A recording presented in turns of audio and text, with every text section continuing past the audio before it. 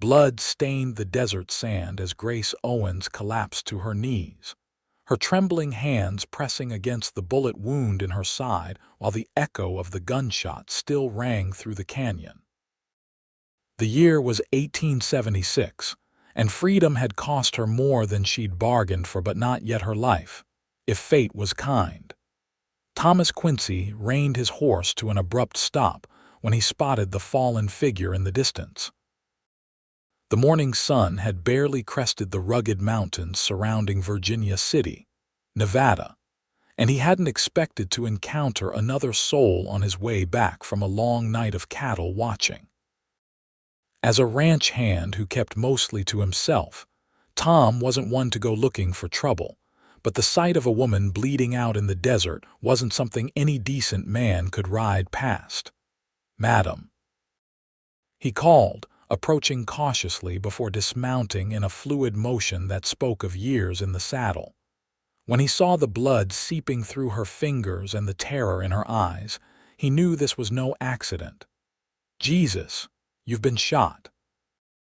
"Please," Grace gasped, her golden brown hair falling loose from its pins as she looked up at him with pleading green eyes. "Help me. He'll come back.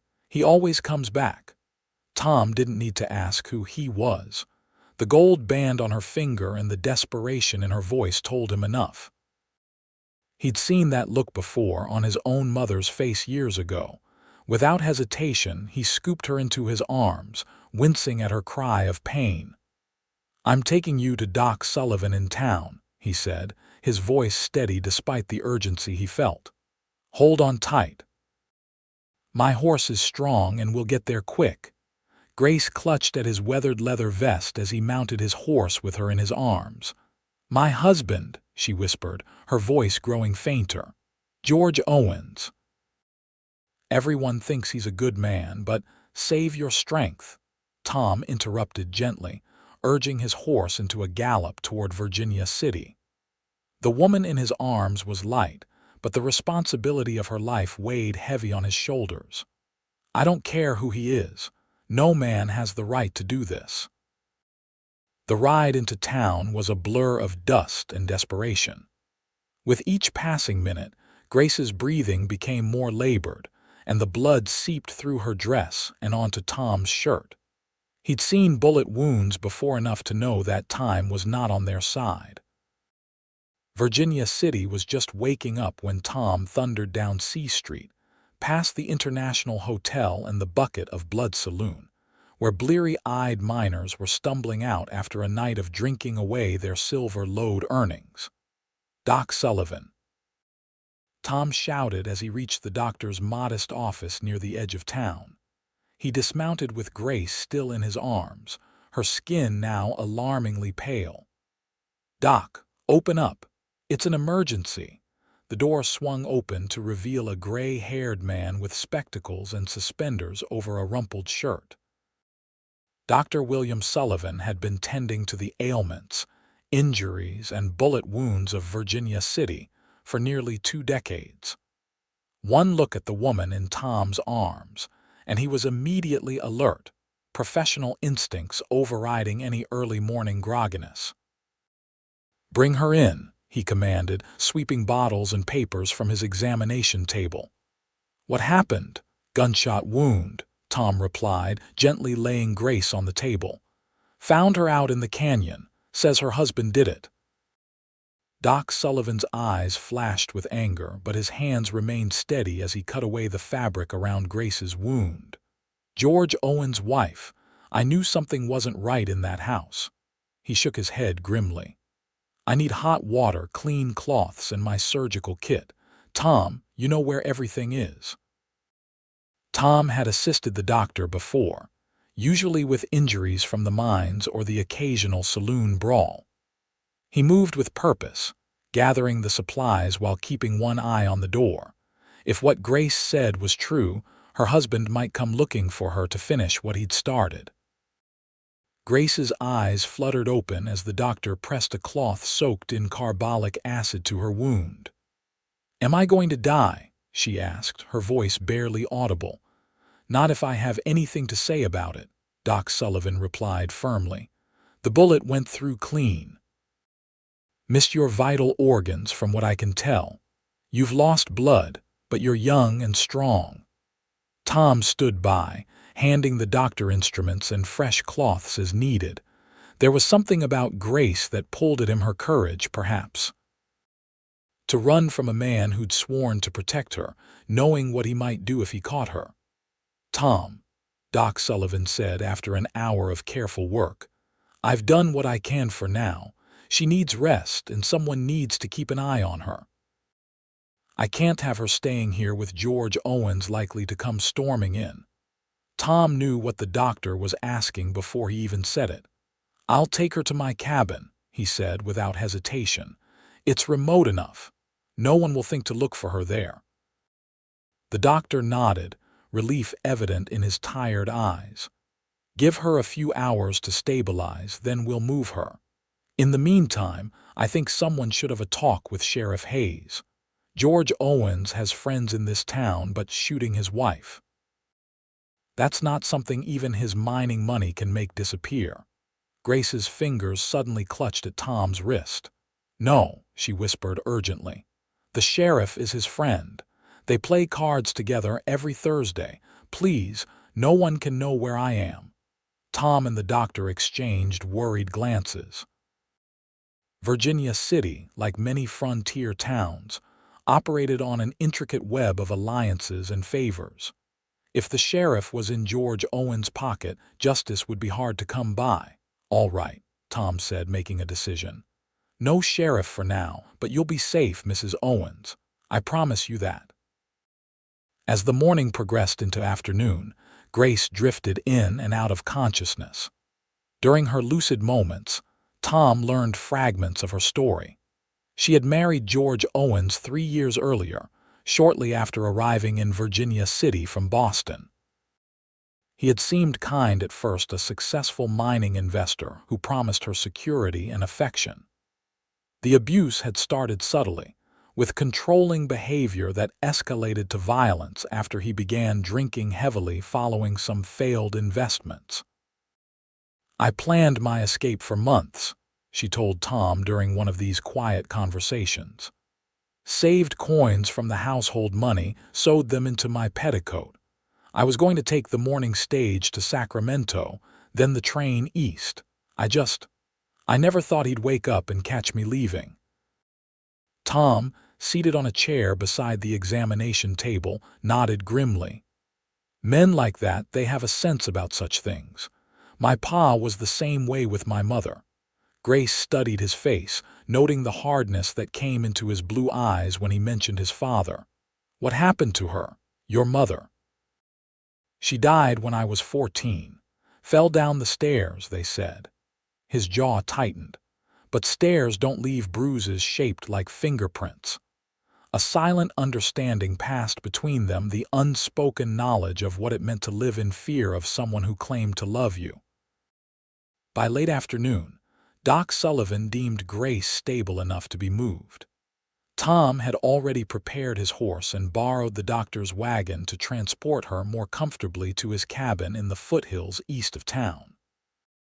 Keep her wound clean, the doctor instructed, handing Tom a small bottle of laudanum for the pain and fresh bandages. I'll try to ride out tomorrow to check on her. If fever sets in, you know what to do.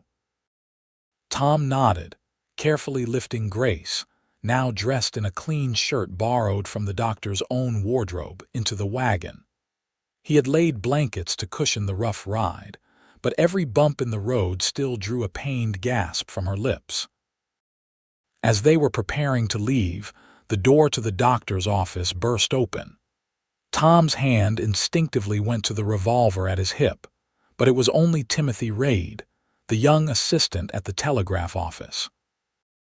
Doc, Timothy panted, George Owens is at the sheriff's office right now raising hell about his missing wife. Says she stole money from him and ran off. Sheriff's forming a search party.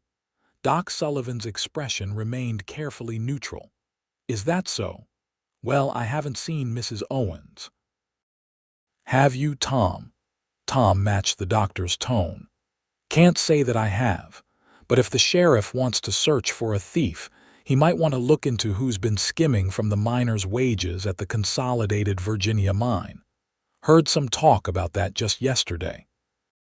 Timothy's eyes widened at the reference to George Owens' primary investment. The distraction worked. The young man immediately latched onto the new gossip. Really? Well, I'll be sure to mention that. Thanks, Doc, Mr. Quincy. As Timothy hurried away, the doctor turned to Tom with a worried expression. That buys you some time, but not much. You need to get her out of town and fast. Tom nodded, climbing onto the wagon bench. Don't worry about us. No one knows about my cabin except you and old Sam Jenkins, and he's not one for talking. As they pulled away from town, Grace looked back at the cluster of buildings that had been her prison for 3 years. I never thought I'd leave Virginia City like this, she murmured. Tom kept his eyes on the trail ahead, guiding the horses carefully over the rutted path. Sometimes the way out isn't the way we planned, he replied, but it's still a way out. The journey to Tom's cabin took nearly 2 hours. By the time they arrived, the sun was setting behind the mountains, casting long shadows across the modest structure Tom had built with his own hands. It wasn't much. A one-room cabin with a stone fireplace, a small table with 2 chairs, a narrow bed in one corner, and a variety of pelts from his hunting expeditions decorating the walls. It's not fancy, he said apologetically as he carried Grace inside, but it's warm and dry. It's perfect, she whispered, taking in the simple, clean space that bore no resemblance to the oppressive opulence of her husband's house in town. Tom gently placed her on his bed and set about building a fire to ward off the evening chill. Once the flames were crackling in the hearth, he prepared a simple meal of beans and jerky, coaxing Grace to eat a few bites to regain her strength. As night fell, the full reality of their situation settled over them. Grace was a fugitive from her own husband, hiding in the cabin of a man she'd just met, with a bullet wound in her side and no clear path forward. Tom was harboring a married woman, potentially making himself a target for one of the most influential men in Virginia City. You should leave, Grace said suddenly, breaking the silence that had fallen between them. Take your horse and go. I've already put you in enough danger. Tom looked up from cleaning his rifle, his expression unreadable in the firelight. And leave you here alone? Not a chance, Mrs. Owens. Grace, she corrected him softly. If you're going to risk your life for me, you might as well use my given name. A slight smile tugged at the corner of his mouth. Grace, he repeated, testing the name. Well, Grace, I'm not in the habit of abandoning folks who need help. Especially not when they're running from men like George Owens. You don't even know me. I know enough. Tom set the rifle aside and came to check her bandages. I know you had the courage to try and leave a bad situation. I know you took a bullet and didn't scream when most men would have been howling. That tells me plenty about your character. His calloused fingers were gentle as he examined the wound, and Grace found herself studying his face more closely. Thomas Quincy wasn't handsome in the conventional way her husband was, with his polished appearance and carefully groomed mustache. Tom's features were weathered by sun and wind, his dark hair slightly too long, his jaw covered in stubble that hadn't seen a razor in days. But there was a quiet strength in his blue eyes that made her feel safe for the first time in years. Why are you really helping me? She asked as he replaced the bandage. Tom was silent for a long moment, so long that Grace thought he might not answer. Finally, he spoke, his voice low. When I found my mother at the bottom of those stairs, I was too young to help her, too scared of my father to stand up to him. I've regretted that every day since. He met Grace's eyes. I won't make that mistake again. The simple honesty in his words brought tears to Grace's eyes. She reached for his hand, squeezing it weakly. Thank you, Tom. That night, Tom slept on a bedroll near the fire, giving Grace his bed. Despite the pain and uncertainty of her situation, she slept more soundly than she had in years, lulled by the knowledge that for the first time in a long time, the man under the same roof meant her no harm. Dawn broke with a pink glow over the mountains, filtering through the cabin's single window. Tom was already up, tending to his horses and keeping watch. When Grace awoke, he had coffee brewing and was frying salt pork in his cast-iron skillet. "How are you feeling?" he asked, bringing her a cup of strong black coffee. Grace attempted to sit up, wincing at the pull of her stitches. "Better than yesterday," she replied honestly, "though that's not saying much." Tom helped her adjust the pillows to support her back. "Doc Sullivan should be by later today. In the meantime, I need to ride out and check if anyone's been following our trail. Will you be all right alone for a bit?" Grace nodded, though the thought of being alone made her stomach clench with anxiety. "I'll be fine. The rifle." "Loaded and within reach," Tom assured her, placing the weapon where she could easily grab it. "But I don't expect trouble. No one comes this way except the occasional prospector, and they're too focused on finding gold to bother with a lone cabin." After Tom left, Grace forced herself to eat a little breakfast, knowing she needed strength to heal. The cabin was quiet except for the occasional creak of timber and the distant cry of a hawk. So different from the constant noise of Virginia City, with its clanging mine machinery, drunken miners, and her husband's commanding voice. She was just drifting back to sleep when the sound of approaching hoofbeats jolted her awake. Her hand immediately went for the rifle, heart hammering against her ribs. But her fear subsided when she heard Tom's voice, followed by another she recognized as Doc Sullivan's. "She's inside," Tom was saying as they dismounted. "Fever stayed away so far, but the wound looked red this morning." The door swung open to admit both men, the doctor carrying his medical bag and looking significantly more put together than he had the day before. "Mrs. Owens," he greeted her, setting his bag on the table. "I hear you've had a more restful night than any of us in town." "What's happening in Virginia City?" Grace asked as the doctor began examining her wound. Doc Sullivan and Tom exchanged a glance before the doctor answered. "Your husband has the whole town searching for you, claiming you stole family heirlooms and money before trying to run off with a lover." Grace's face flushed with indignation. "That's absurd. The only money I took was what I earned secretly by mending clothes for miners' wives. And there's certainly no lover." "We know that," Tom said quietly from where he stood by the door. "But George Owens is spinning quite the tale. Sheriff Hayes has deputies checking every stage and train heading out of Nevada territory."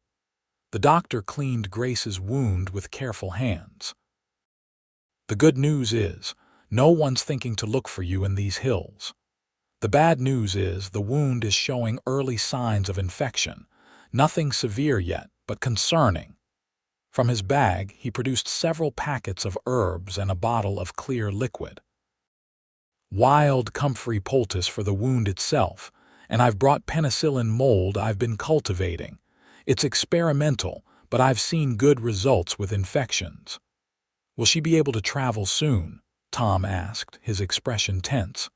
"I'm thinking we can't stay here forever." "Once they've searched the obvious places, someone might remember my connection to you, Doc." The doctor sighed, wrapping fresh bandages around Grace's torso. "Not for at least a week, maybe more. That bullet tore through muscle. She needs time to heal enough to sit a horse or endure a wagon journey." The reality of their situation hung heavy in the cabin. A week was a long time to hide from a man as determined and well-connected as George Owens. "I have some news that might buy us time," Doc Sullivan said, packing away his supplies. "I told Sheriff Hayes I treated a woman matching Grace's description yesterday morning. Said she came in with a minor injury, mentioned catching the next stage to Reno. With luck, they'll waste days searching in the wrong direction.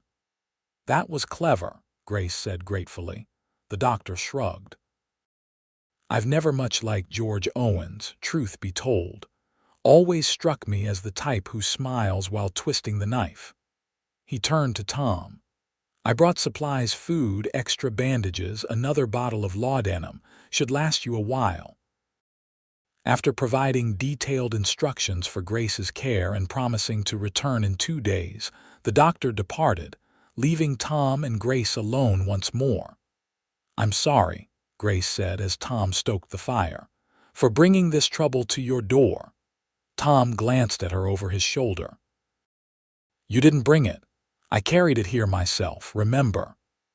There was a hint of humor in his voice that made Grace smile despite everything. The days that followed fell into a rhythm. Tom would hunt in the early mornings, bringing back rabbits or the occasional deer to supplement their supplies. He taught Grace how to clean his rifle properly, and she insisted on helping with whatever tasks she could manage, from bed mending his shirts, preparing vegetables for their meals. They talked during the long evenings, really talked, in the way people do when circumstances strip away pretense. Grace told him about her childhood in Boston, her dreams of becoming a teacher before her father's gambling debts forced her to accept George Owens' proposal. Tom spoke of his years working cattle drives across the territories, the beauty of the untamed land, and his hope to someday own a small ranch of his own. Why haven't you? Grace asked one evening as they shared a rabbit stew. She was finally strong enough to sit at the table, though moving still caused her pain. Tom considered the question, stirring his stew thoughtfully. Never stayed in one place long enough, I suppose, and a man needs money to start a ranch, money I've never quite managed to save. Because you send half your earnings to your sister in Colorado, Grace said, remembering what he'd told her earlier. He nodded. Tessa and her children need it more than I do. Her husband died in a mining accident 2 years ago. Grace studied him across the table. This man who lived simply so others could have more, who risked everything to help a stranger in need. A stark contrast to her husband, who had everything and still took from those with less. You're a good man, Thomas Quincy, she said softly. Tom looked uncomfortable with the praise, focusing intently on his stew. Just doing what anyone would do. No, Grace shook her head firmly. Not anyone, not even close to anyone. A week passed, then another.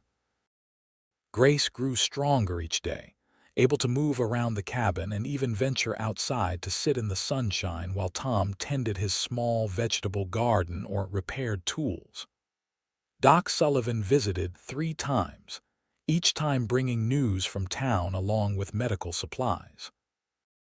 They've stopped the active search, he reported on his last visit. Most folks think you've left the territory entirely. George is still offering a reward for information, but the interest is waning. It was encouraging news, but it didn't solve the fundamental problem. Grace couldn't stay hidden in Tom's cabin forever, and she couldn't return to Virginia City as long as George lived there. I've been thinking, Tom said one evening as they sat outside watching the sunset paint the mountains gold and crimson.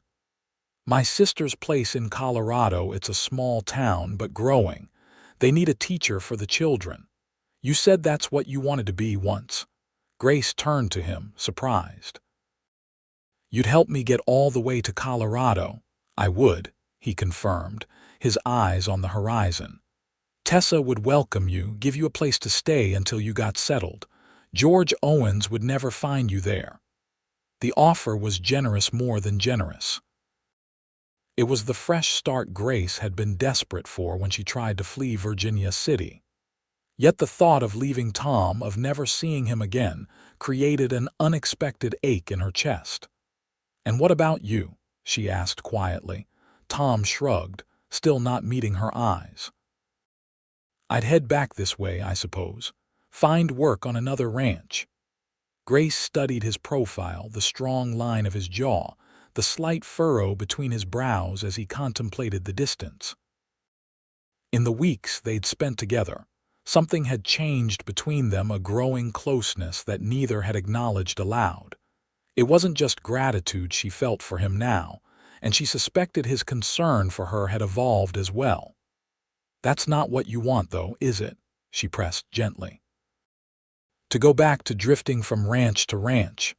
Tom was silent for a long moment before answering. "Doesn't much matter what I want. You need safety, a chance at a new life. Colorado can give you that." Before Grace could respond, the sound of approaching horses caught their attention.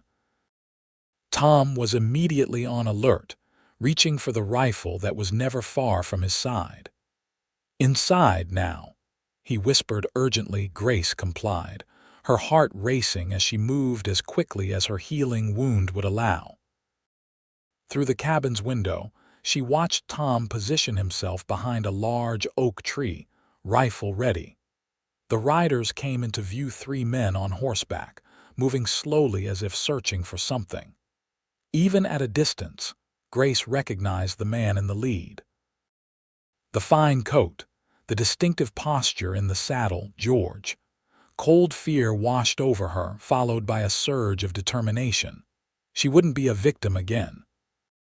Moving quickly, she retrieved Tom's revolver from the bedside table and positioned herself by the door, ready to defend herself if necessary. Outside, she could hear Tom's voice, deliberately casual. "Evening, gentlemen. You're a ways off the main trail." "Looking for a fugitive," came George's smooth, cultured voice, the voice that had once whispered endearments and later threats. "A thief and a liar, my wife." "Your wife?" Tom sounded genuinely surprised. "Out here. Can't say I've seen any women in these parts for months." There was a pause, and Grace could picture George studying Tom with the calculating gaze she knew so well. "You're Quincy, aren't you?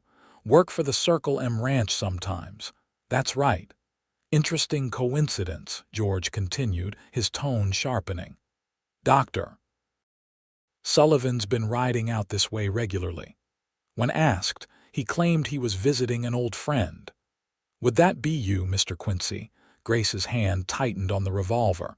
George had always been clever, too clever to be fooled for long. "Doc patches me up now and then," Tom replied evenly. "Old war injury acts up. Nothing interesting about it." "I think you're hiding my wife," George said bluntly. "And I think you know the penalty for stealing another man's property in this territory." Grace's blood boiled at being referred to as property, but she remained silent, listening intently. "That's a serious accusation," Tom said, his voice hardening. "Especially from a man who shoots women in the back." There was a tense silence, broken by the sound of a gun being cocked. "So you do have her," George said, triumph in his voice. "Sheriff Hayes will be very interested to hear that. As for shooting my wife, why, I was merely defending myself against a thief. The bullet catching her was an unfortunate accident." 3 against 1 isn't favorable odds, Mr. Owens," Tom observed calmly. "But I've faced worse. Question is, are you willing to die today to take back a woman who'd rather bleed out in the desert than spend another day with you?" Grace couldn't stand it anymore. With the revolver gripped firmly in her hand, she pushed open the cabin door and stepped outside. "Grace," Tom warned, not taking his eyes off the 3 mounted men. She ignored him, stepping forward where George could see her clearly.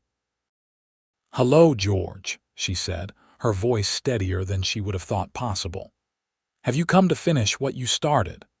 George Owens was every bit as handsome as she remembered, dark hair perfectly groomed, expensive clothes immaculate despite the dusty ride. But now she could see clearly the coldness in his eyes, the cruelty in the set of his mouth. "My dear wife," he replied with a smile that didn't reach his eyes. "You've led us on quite a chase. Time to come home now. I'm not going anywhere with you, Grace stated firmly, the revolver now visible in her hand. Not today, not ever. George's smile faltered, his gaze flicking between Grace and Tom, who had moved to stand protectively at her side. You don't have a choice. You're my wife under the law. Everything you have belongs to me, including your life, if I choose to take it. The law also says attempted murder is a hanging offense, Tom countered, even for rich mine owners. Attempted murder? Hardly, George laughed coldly. It will be my word against a thieving wife and her. His eyes narrowed at Tom. Accomplice. Who do you think Sheriff Hayes will believe? The man who pays his salary, or a drifting cowhand with no roots and no reputation? Grace knew he was right. In Virginia City, George's influence ran deep. But they weren't in Virginia City now, and she wasn't the same frightened woman who had tried to sneak away in the dawn light weeks ago. You can threaten us with the sheriff all you want, she said steadily. But he's not here now. It's just us. And I'm leaving Nevada territory, George. With or without your permission. George's face darkened with rage. You think I'll just let you go? After you've humiliated me, stolen from me, I think, Tom said quietly, that you have a choice to make.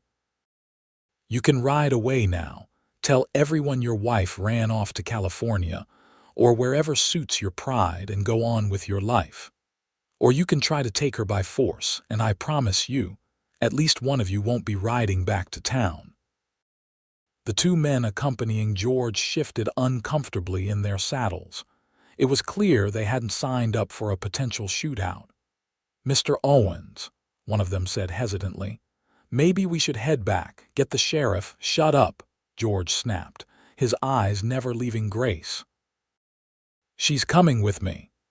In one fluid motion, George drew his pistol, but Tom was faster, his rifle already aimed and steady. The shot cracked through the evening air, and George jerked backward, his pistol firing harmlessly into the sky as he tumbled from his saddle. The two other men immediately raised their hands. We don't want trouble, one shouted. We're just hands from the Consolidated. He paid us to help search. Tom kept his rifle trained on them as he moved forward to check on George, who was clutching his shoulder and cursing violently. Flesh wound, Tom announced, kicking George's fallen pistol well out of reach. He'll live, unfortunately. Grace stepped forward, looking down at the man who had terrorized her for years, now lying in the dirt and bleeding much as she had been when Tom found her. You're going to let me go, George, she said, her voice calm and clear. Because if you don't, if you keep coming after me, the next bullet won't be in your shoulder. George glared up at her, his face contorted with pain and hatred. You think you can threaten me? When you get back to town, Grace interrupted, you'll tell everyone I'm dead, that you found my body in the desert, already picked over by coyotes, too unrecognizable to bring back for burial. Tom glanced at her, surprised by the calculated suggestion. And why, George snarled, would I do that? Grace knelt beside him, careful to stay out of his reach. Because if you send one more person after me, I'll make sure every mine investor in the territory learns about the shoddy timber supports you've been using in the new Consolidated shaft. The ones you bragged would save you thousands while being good enough. How many men would die if those supports failed, George? 50, 100. The color drained from George's face. Even his companions looked shocked. You wouldn't, he whispered. I kept your books. I know every corner you've cut, every inspector you've bribed. Grace's voice was steel. So yes, I would. Consider it my divorce settlement. After a tense standoff, the decision was made. Tom bound George's wound well enough to stop the bleeding, then helped the other men get him back on his horse. Remember what she said, Tom warned as they prepared to leave. Grace Owens is dead. Spread the word when you get back to town. They watched until the three riders disappeared from view, neither speaking until they were certain they were truly gone. "Did you mean it?" Tom finally asked. "About the mind supports," Grace nodded grimly. "Every word. George cares about two things, his reputation and his money. Threatening both was the only way to make him let go." Tom studied her with newfound admiration. "You're a formidable woman, Grace Owens." "It's just Grace now," she corrected him. "Grace Owens is dead, remember." The tension of the confrontation gradually faded as they returned to the cabin. They were both quiet through dinner, processing the day's events and what it meant for their future. "About Colorado," Grace said finally, setting down her fork. "Your offer is generous and I'm grateful beyond words." But, Tom prompted when she hesitated. Grace took a deep breath. "But I don't want to go to Colorado if you're staying here." Tom went still, his blue eyes searching her face. "What are you saying, Grace?" "I'm saying that these past weeks, despite everything, have been the most honest and peaceful of my life. And that's because of you, Tom." Her heart was pounding, but she forced herself to continue. "I'm saying that if I have to start a new life somewhere, I'd rather not do it alone. Not if I have a choice." Tom set down his coffee mug carefully. "Grace, you don't owe me anything. What I did, this isn't about debt or gratitude," she interrupted firmly. "This is about how I feel when I'm with you, safe, yes, but more than that. Seen, understood, valued." "You deserve all those things," Tom said quietly. "So do you," Grace countered. "And I think we could build something good together, if you wanted to." The silence that followed seemed endless, though it was probably only seconds. Then Tom reached across the table, taking her hand in his. "I was going to ask if you'd consider coming to California with me," he admitted. "I have a friend who's selling land in the San Joaquin Valley. Good grazing land, water rights. Been saving for years, almost have enough for a down payment. Could start that ranch I've been talking about." Hope bloomed in Grace's chest. "California," Tom nodded. "Far enough from Nevada that George Owens would never find you, even if he did break his word. Close enough to my sister in Colorado that we could visit sometimes." He paused, his expression vulnerable in a way she hadn't seen before. "I know it's too soon to talk of marriage with you just free of one, but companionship, partnership, that I can offer now." Grace squeezed his hand, tears of relief and happiness threatening to spill. "It's not too soon," she whispered. "Not when you know, deep in your soul, that something is right." 2 weeks later, with Grace's wound nearly healed and their few possessions packed, they prepared to leave the cabin that had been their sanctuary. Doc Sullivan arrived early in the morning to bid them farewell and bring a surprising piece of news.